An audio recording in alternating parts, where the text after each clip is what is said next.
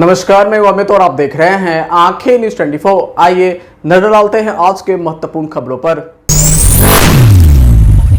नमस्कार, मैं अमित और आप देख रहे हैं आंखें न्यूज 24। बिहार के मुख्यमंत्री नीतीश कुमार ने आज यानी 20 नवंबर को राजधानी पटना में आयोजित एक समारोह में नियोजित शिक्षकों को नियुक्ति पत्र सौंपा। बता दें कि इस कार्यक्रम के लिए शिक्षा विभाग ने अधिवेशन भवन में विशेष तैयारी की थी। वहीं इस खास कार्यक्रम में डिप्टी सीएम सम्राट चौधरी, ऊर्जा मंत्री विजेंद्र कुमार यादव, जल संसाधन मंत्री विजय कुमार चौधरी और शिक्षा मंत्री सुनील कुमार भी मौजूद थे। बता दें कि कुल 1,14,138 विशिष्ट शिक्षकों को नियुक्ति पत्र दिया गया। वहीं मुख्यमंत्री नीतीश कुमार ने 200 टीचरों को ज्वाइनिंग लेटर भी दिया है और अन्य सभी शिक्षकों को उनके जिले में ही संबंधित अधिकारी ज्वाइनिंग लेटर देंगे। बता दें कि नियुक्ति पत्र मिलने के बाद यह विशिष्ट शिक्षक बनेंगे और यह राजकर्मी हो जाएंगे। वहीं नियोजित शिक्षकों को ज्वाइनिंग लेटर देने के साथ ही सीएम नीतीश कुमार ने यह भी ऐलान किया है कि जो नियोजित शिक्षक जहां हैं वहीं रहेंगे। बता दें कि नियोजित शिक्षकों का पदस्थापन स्थानांतरण को लेकर परेशान थे, जिसको लेकर नीतीश कुमार ने नियुक्ति पत्र वितरण समारोह में ही ऐलान कर दिया है। इसके साथ ही शिक्षकों के संशय को भी उन्होंने खत्म कर दिया है। और एक बार और मान लीजिए कि 2005 में भी बिहार के विकास में हम लोग लगे हुए थे। आपको हम कहानी अपना बता रहे थे कि कहा तो क्या हालत था। अब हालत इतनी खराब थी कि स्कूलों की कमी थी, बहुत कम कमी थी स्कूलों की, और शिक्षकों की भी कमी थी। तो उसी को देख करके ना हम लोग करना शुरू किए कि उसकी पढ़ाई ज्यादा हो और ज्यादा से ज्यादा हो, तो हम लोगों ने सब काम करवाया। तो इसीलिए हम लोगों ने 2006-7 में लड़के लड़कियों के लिए पोशाक योजना शुरू किया था। तो जो आपको बता दिया ना, इसीलिए कि हम लोगों ने ये सब काम शुरू करा दिया ताकि तेजी से हो जाए। और उसके अलावे आप अच्छी तरह जान लीजिए कि 2008 में 9वीं क्लास की लड़कियों को विद्यालय जाने के लिए साइकिल योजना चलाई थी और उसका लड़कों ने भी मांग किया हमसे, तो 2010 में लड़कों के लिए भी दिया। अब कितना अच्छा होता जब लड़की को चलाते थे स्कूल जाने के लिए हम लोग, आप समझते थे साइकिल योजना, तो वो शाम में अपने माता पिता को ले जाकर के गांव में और सब जगह घुमवाते थे, बाहर में बाजार में।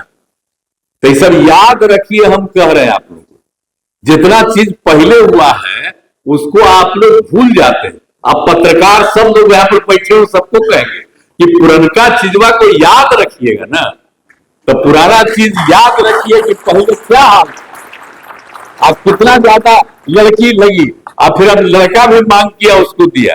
तो ये सब काम जो हम लोगों ने शुरू से सबको किया, अब कैसा हुआ, अब घरवा देख रहे हैं ना कि सब घरवा कितना बड़ा बड़ा लोग बना दिए। अब पटना में जो देख रहे थे, तो पटना में कहीं जाते थे शाम में, अब आप बोलिए तो सब समय एक एक काम हम लोगों ने सब लोगों ने मिल करके पूरा का पूरा काम लोगों के हित में किया।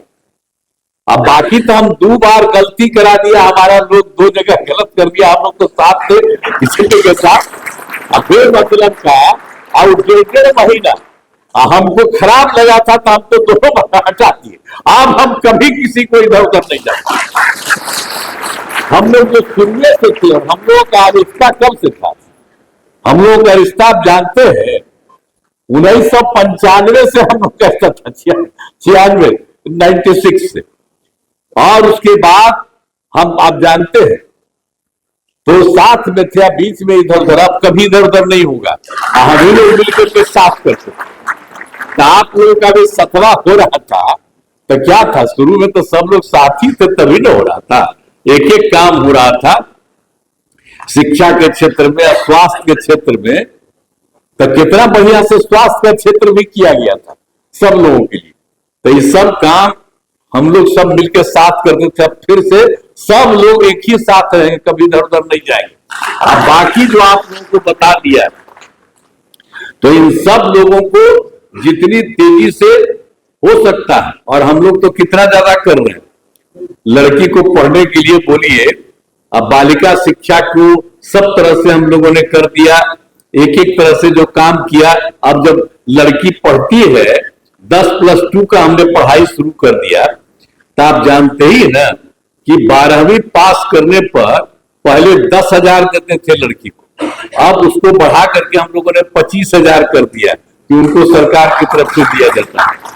और इसी तरह से जब उसके भी आगे जब पढ़ते थे, बड़ी पढ़ाई होती थी उनका, आप देखते हैं, आप पढ़ने में आप देख लीजिए, पढ़ने में लड़का लड़की लगभग बराबर होते चली जा रही, तो ये कितनी खुशी की बात है।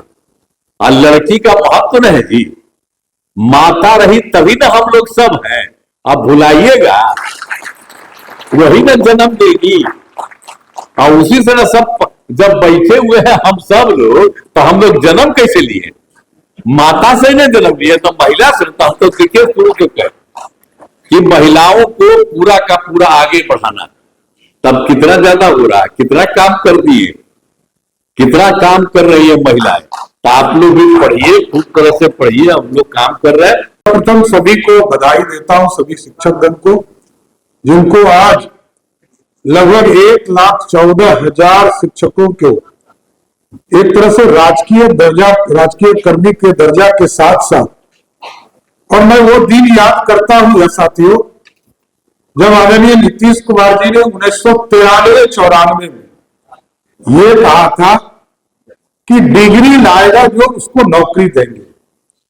और उन दिनों नीतीश कुमार जी जब अलग पार्टी का निर्माण समता पार्टी का किया था, तो एक डेलीगेशन गया में इनसे मिला था और आग्रह किया था कि हम लोग लगभग 13-14 साल से डिग्री लेकर घूम रहे और हमको नौकरी नहीं मिल रहा। तो नीतीश जी ने 94 में, आप सोचिए कि 94-95 में इन्होंने कहा कि जब हमारी सरकार होगी तो हम जरूर इसको लागू करने का काम करेंगे। और एक ठीक 11 साल पहले जब नीतीश कुमार जी पहली बार मुख्यमंत्री के तौर पर 2005 में दूसरी बार बने, एक बार तो 7 दिन के लिए आए थे, लेकिन 2005 में जब दूसरी बार बिहार के मुख्यमंत्री बने तो स्पष्ट तौर पर इन्होंने कहा कि जो हमारा वादा था कि जो बीएड किए हुए साथी हैं वो डिग्री लाएंगे और उनको नौकरी देने का काम करेंगे। लेकिन आज जो कार्यक्रम है साथी, उस समय तो क्वालिटी को नहीं देखा गया, क्वांटिटी को देखा गया। आप पे आरोप लगते रहे कि क्वालिटी नहीं था, लेकिन मुख्यमंत्री जी ने दोनों रास्ते बनाए। एक तो 2005 से लेकर 2020 तक बिहार में लगभग 4 लाख शिक्षकों की बहाली की, जो डिग्री लेकर नौकरी देने का काम किया गया।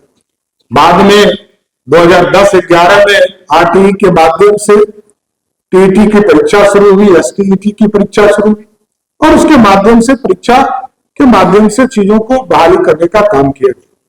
लेकिन मैं ये जरूर कहना चाहता हूं कि आज के तारीख में शुभ दिन है आप लोगों के लिए कि कल तक क्वांटिटी था, आज क्वालिटी है। आज क्वालिटी के साथ बिहार के बच्चों का भविष्य आप आगे बढ़ाने का काम करें। और एक दिन में आप सोचिए कि एक दिन में 1990 से लेकर 2005 तक सभी विभागों में जितनी नियुक्ति होती थी वो अकेले आज 1,14,000 लोगों की बहाली हो रही है, जबकि 7 जिले हमारे आचार संहिता के चलते लगभग 25,000 की बहाली अलग से, उसको अलग से नियुक्ति पत्र दिया गया। लेकिन मैं माननीय मुख्यमंत्री जी को विशेष तौर पर बधाई और धन्यवाद देता हूं कि आज 1,14,138 शिक्षकों को आपने बहाल किया, सभी लोगों को एक तरह से सम्मान देने का काम किया, नियोजन शब्द को समाप्त किया। इसके लिए मैं बधाई देता हूं और पूरी शिक्षा विभाग को, खास करके सुनील जी को और प्रधान सचिव अपर मुख्य सचिव सिद्धार्थ जी को विशेष तौर पर बधाई देता हूं। इस तरह की बहाली लगातार आप करते रहे और जो बिहार के बच्चों को आगे बढ़ाने का काम कीजिए और सभी शिक्षकों का सम्मान आगे बढ़ेगा। मैं आप सब लोगों को बधाई देता हूं और शुभकामनाएं देता हूं। साथ ही सरकार और विशेष रूप से माननीय मुख्यमंत्री जी को साधुवाद देता हूं कि इन्होंने यह एक निर्णय बड़ा ही दूरगामी प्रभाव वाला लिया था, जिससे शिक्षा की गुणवत्ता में सुधार का काफी एक महत्वपूर्ण कदम भविष्य में माना जाएगा। और मुझे कुछ विशेष प्रसन्नता इसलिए भी है कि इस विभाग का जिम्मा माननीय मुख्यमंत्री जी ने कुछ समय के लिए मुझे भी दिया था और बहुत सारे फैसले मुख्यमंत्री जी के निर्देश पर उस समय शिक्षा विभाग ने लिए थे, जिसमें एक जो गुणवत्तापूर्ण शिक्षा के लिए बिहार लोक सेवा आयोग से शिक्षकों की नियुक्ति है, आप लोगों के लिए सक्षमता परीक्षा का आयोजन करके आपकी सेवा को सरकारी सेवा बनाई जा सके, ये सारे फैसले उस वक्त हुए थे। इसलिए कुछ अतीत की स्मृतियां भी अनायास उभरती है कि आप याद करिए, आपकी सेवा की शुरुआत हुई थी जब बिहार में सुशासन की शुरुआत श्री मुख्यमंत्री जी के नेतृत्व में हुई थी। उसी समय से आपकी सेवा की शुरुआत हुई थी जब शिक्षकों की लाखों रिक्तियां वर्षों से पड़ी थी और मुख्यमंत्री जी ने विशेष अभियान चलाकर शीघ्र नियुक्ति के लिए और विशेष अधिकार पंचायतों को देकर, नगर निकायों को देकर आपकी नियुक्तियां कराई थी और आपकी सेवा प्रारंभ हुई। उसके बाद से आपने इच्छा जाहिर की, मांग की कि हमको सरकारी सेवक घोषित करिए। मुख्यमंत्री जी ने बड़े सहानुभूति पूर्वक इस पर विचार किया, इसलिए कि मैं साक्षी हूं, उस समय विभाग का जिम्मा मेरे साथ और इन्होंने कहा कि ऐसे करना उचित नहीं होगा और एक सक्षमता परीक्षा ले ली जाए। आप याद करिए, सक्षमता परीक्षा के बारे में कितनी भ्रांतियां फैलाई गई थी, इसके बहिष्कार का निर्णय, क्या क्या निर्णय हुआ था। लेकिन आज यही मौका है कि आप जो नियोजित शिक्षक थे उन्होंने भी अपनी योग्यता और मेधा का परिचय दे दिया है सक्षमता परीक्षा पास करके, और ये अपनी योग्यता और मेधा का को साबित करने का अवसर मुख्यमंत्री जी ने आपको उपलब्ध कराया और आज अब आप योग्य और मेधावी शिक्षक के रूप में सरकारी शिक्षक बन रहे हैं। इसलिए विशेष रूप से आपको शुभकामनाएं हैं और याद रखिए कि आपकी शुरुआत के समय में मुख्यमंत्री जी को कितने ताने सुनने पड़े थे। कहा गया कि जिसको ओआई नहीं आता है उसको शिक्षक बना दिया है, जिसको कुछ नहीं आता है वो शिक्षक पढ़ा रहे हैं, और वही लोग हरियाली आंसू बहा के कभी कभी आपको बहकाने, बड़गलाने की पूरी कोशिश करते हैं। तो हम तो यही कहें कि भाई मुख्यमंत्री जी ने ही आपकी सेवा का पौधा लगाया है और जो भावना मैंने मुख्यमंत्री जी की देखी है कि आपके इस सेवा का पौधा जो इन्होंने लगाया था उसको सूखने या बर्बाद होने की तो बात छोड़ दीजिए, मुख्यमंत्री जी की इच्छा रहती है कि ये पौधा कभी मुरझाने भी नहीं पाए, इसलिए मुख्यमंत्री जी हमेशा सजग रहते हैं और इसी का नतीजा कि समय समय पर आपका जो नियत वेतन था उसमें भी लगातार वृद्धियां हुई थी और फिर आज आप सरकारी सेवक बन गए। तो अंत में आप सबों को शुभकामनाएं देते हुए हम यही कहेंगे कि आपकी कामना सरकार ने और मुख्यमंत्री जी ने पूरी की है। आज से आपकी सेवा का और सेवा शर्तों का रूपांतरण हो रहा है, जिसकी मांग आपने की थी। सरकार ने आपकी कामना इच्छा पूरी की है। अब सरकार और समाज की जो आपसे अपेक्षाएं वो आपसे पूरी करना आपको लाजमी है, आपका दायित्व है। इसलिए उसी को पूरा करने के लिए हमने आपको शुभकामनाएं दी है और अंत में यही कहते कि मुख्यमंत्री जी ने ही किया था, यही किए हैं और यही करेंगे, कोई दूसरा नहीं कर सकता। इसलिए आप सरकार और अपने शिक्षण कला के प्रति निष्ठा बनाए रखिए। नमस्कार, मैं अमित और आप देख रहे हैं आंखें न्यूज 24। नगर विकास विभाग मंत्री नितिन नवीन और स्वास्थ्य मंत्री मंगल पांडेय ने पटना के सभी 75 वार्डों के कार्यालय में आज से आयुष्मान वय वंदना कार्ड की शुरुआत की है। वहीं आपको बता दें कि 70 वर्ष या उससे अधिक के वरिष्ठ नागरिकों का आयुष्मान वय वंदना कार्ड बनेगा। वहीं 5 लाख रुपए तक के निःशुल्क इलाज की व्यवस्था होगी। 29 अक्टूबर 2024 को आदरणीय प्रधानमंत्री श्री नरेंद्र मोदी जी के द्वारा देश में आयुष्मान वय वंदना योजना की शुरुआत हुई जिसमें 70 वर्ष से ऊपर के आयु के सभी लोगों को, चाहे उनका आय का ग्रुप कुछ भी हो, उन सभी लोगों को 5 लाख रुपए तक के मुफ्त इलाज की व्यवस्था की शुरुआत की गई। और इस पूरी योजना को संचालित करने में आदरणीय प्रधानमंत्री नरेंद्र मोदी जी, माननीय मुख्यमंत्री श्री नीतीश कुमार जी के दोनों के सरकार के सहयोग से ये पूरी आयुष्मान योजना चल रही है। और आज से पूरे राज्य में अगले 12 दिसंबर तक इस आयुष्मान वय वंदना योजना के तहत और संपूर्ण रूप से आयुष्मान योजना का कार्ड बनाने का विशेष अभियान शुरू किया गया है। लक्ष्य ये रखा गया है कि आज 20 नवंबर से जो पूरे राज्य में विशेष अभियान शुरू हुआ है, जो 12 दिसंबर तक चलेगा, इसमें 50 लाख लोगों को और कार्ड बनाया जाए। आयुष्मान कार्ड बनाने में भी बिहार पूरे देश में आज तीसरे नंबर पे है। उत्तर प्रदेश और मध्य प्रदेश के बाद बिहार तीसरे नंबर पे है और हमारा लक्ष्य है कि दिसंबर के अंत होते बिहार दूसरे नंबर पर आ जाए, जिसे हम लोग निश्चित रूप से प्राप्त कर लेंगे। मैं आप मीडिया के मित्रों को सबसे बड़ी बात ये बताना चाहता हूं कि अभी तक लगभग 14,66,000 लोगों ने इस योजना का लाभ उठाया है। 1833 करोड़ रुपए आदरणीय नरेंद्र मोदी जी और माननीय नीतीश कुमार जी की सरकार ने मिलकर उनके इलाज पे खर्च किया। मतलब ये 1833 करोड़ रुपए उन गरीबों के खर्च हो जाते इलाज के नाम पर, इलाज के लिए, लेकिन गरीबों के पैसे खर्च नहीं हुए, वो उनके पॉकेट में रह गए, उनके घर के विकास पर खर्च हुए।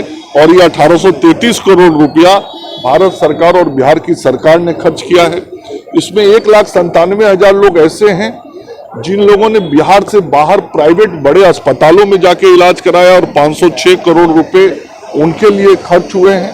तो कुल मिला के यह जो एक बहुत बड़ी योजना है, जिस योजना का लाभ पूरे देश और बिहार के लोगों को मिल रहा है, उसका एक विशेष अभियान यहाँ शुरू हुआ है। और अभी तक पूरे राज्य में कुल 1,51,00,000 परिवारों के अंदर आयुष्मान कार्ड बना के पहुंचा दिया गया है और 3 करोड़। नमस्कार, मैं अमित और आप देख रहे हैं आंखें न्यूज़ 24। महाराष्ट्र और झारखंड में दूसरे चरण का मतदान आज हो रहा है। इस दौरान दोनों गठबंधन के नेता अपने अपने जीत के दावे कर रहे हैं। वहीं इस दौरान दिल्ली से पटना पहुंचे उपेंद्र कुशवाहा ने कहा कि दोनों राज्यों में एनडीए गठबंधन की जीत निश्चित है। वहीं पत्रकारों के द्वारा पूछे गए सवाल के सीएम नीतीश कुमार द्वारा 1 लाख से अधिक शिक्षकों को नियुक्ति पत्र दी है, जिसको लेकर उपेंद्र कुशवाहा ने कहा कि बिहार की डबल इंजन की सरकार बेहतर काम कर रही है, युवाओं को रोजगार मिल रहा है, शिक्षकों की बहाली होगी तभी राज्य का शिक्षा व्यवस्था ठीक होगी। इसके साथ ही उपेंद्र कुशवाहा ने नेता प्रतिपक्ष तेजस्वी यादव पर तंज भी कसा है। अच्छी बात है ना, जो सरकार ने वादा किया है, मुख्यमंत्री जी ने वादा किया है लोगों को अधिक से अधिक रोजगार और नौकरी देने का, तो उस दिशा में सरकार मजबूती से काम कर रही है। मुख्यमंत्री जी को बहुत बहुत आभार। सर, बिहार में विनोद तावड़े का सोशल मीडिया पर वीडियो वायरल हो रहा है महाराष्ट्र में वोटिंग से पहले। देखिए, उन्होंने साफ साफ कहा है कि आरोप लगाने से नहीं होता है, उसमें क्या सच्चाई है उसको कोई साबित कर दे, उसके बाद होगा। वैसे आरोप लगाने से क्या होगा। लगातार एक नारा लगाया जा रहा है, बटोगे तो कटोगे, आप किस रूप में देख रहे हैं? देखिए, इस पर हमने कई बार कहा है, आज भी हम उसी स्टेटमेंट को दोहराएंगे कि इस तरह की बात से मैं सहमत नहीं हो सकता, मेरी सहमति नहीं हो सकती। जो मुख्यमंत्री नीतीश कुमार नियुक्ति पत्र वितरण कर रहे हैं, उस पर महागठबंधन के लोग कर रहे हैं कि तेजस्वी यादव ने जो रोड मैप तैयार करके गए थे, उसी पर अभी भी काम हो रहा है। नया नौकरी कहाँ दे रहे हैं? रोड मैप उनको रोड मैप क्या होता है पता है उनको, बोलने के लिए कुछ भी बोलते रहे, कुछ मतलब नहीं है उनकी बातों का। मुख्यमंत्री जी का अपना विजन है, इस सरकार का विजन है, उस विजन के अनुकूल काम हो रहा है। मुख्यमंत्री झारखंड नहीं गए सर प्रचार के लिए, सर क्या लगता है अंदर में सब कुछ ठीक है ना सर? मेरे देखिए, उससे क्या, मुख्यमंत्री जी नहीं गए, उससे कोई फर्क नहीं पड़ा। पशुपति पारस को एनडीए में तवज्जो नहीं दिया जा रहा, पशुपति पारस बैठक कर रहे हैं, फैसला ले सकते हैं कि वो एनडीए से बाहर हो जाएंगे। अब इसके बारे में मुझको कोई जानकारी। गिरिराज सिंह कह रहे हैं कि हेमंत सोरेन की सरकार और कांग्रेस की सरकार रांची को कराची बनाने जा रहे हैं, इसीलिए लोगों से अपील कर रहे हैं वोट जो है वो सोच समझ कर दें। अब देखिए उनका स्टेटमेंट है, उन्हीं से पूछिए।